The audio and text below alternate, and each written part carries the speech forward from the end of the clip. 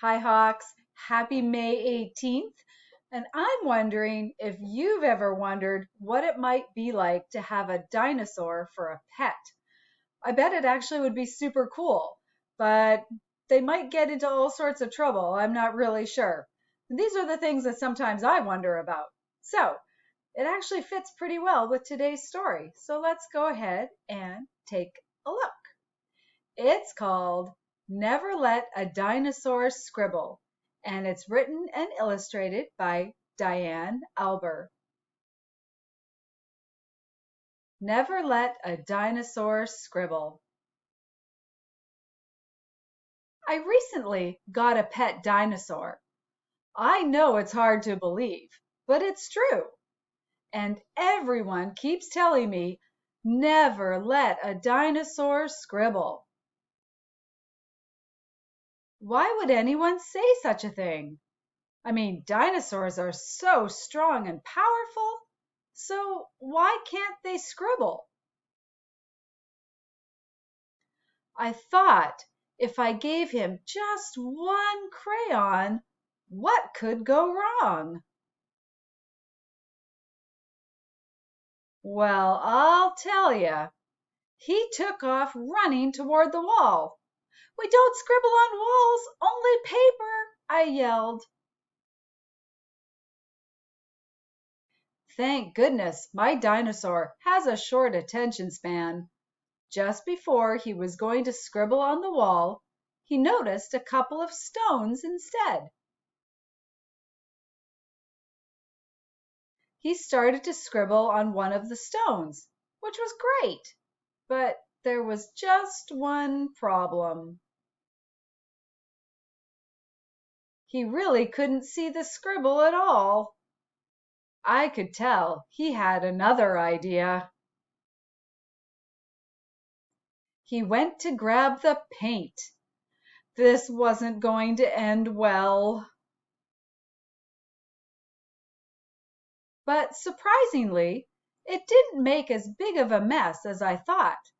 He just quietly painted his little stone, and it turned out awesome. But then he got another idea. He wanted to paint dinosaur-sized stones. It didn't take long before he was rolling boulders into the room, one after another. It had become the biggest rock pile I had ever seen. And the way he painted the rocks was truly extraordinary. But you couldn't see my floor or my bed anymore. I had to find a place for this rock pile, and quick. Then I heard a noise down the hall. This was it. I was going to be in so much trouble. I popped my head out of the door. My mom was standing right there. Before my mom could say anything, I started to explain the mess she was about to see. Well, it started when I heard to never let a dinosaur scribble, but I had to find out why. So I gave my dinosaur a crayon, and then he ran towards the wall with it. Thank goodness he got distracted with some small stones and started scribbling on them instead. But he couldn't see the scribble at all, so he got some paint. He loved it so much that he got bigger stones, giant ones even, and it made a big mess, and I'm sorry. My mom peeked around the corner and smiled. You didn't make a mess. You made some spectacular stone art. When I turned around, there was just a little pile of stones on my table.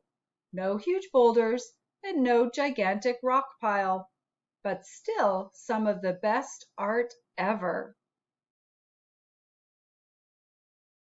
All this time, people wanted to stop dinosaurs from scribbling.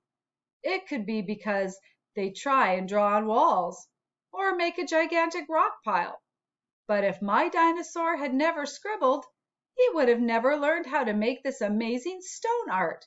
So the next time you hear, never let a dinosaur scribble, just remember, all great arts starts with a scribble. And even dinosaurs have to start somewhere. And that is the end of our story. So, does that make you want to go do some art? Makes me want to do some stone art. I think that would be fun. All right, everyone. I'll see you tomorrow. Have a great evening. Bye-bye.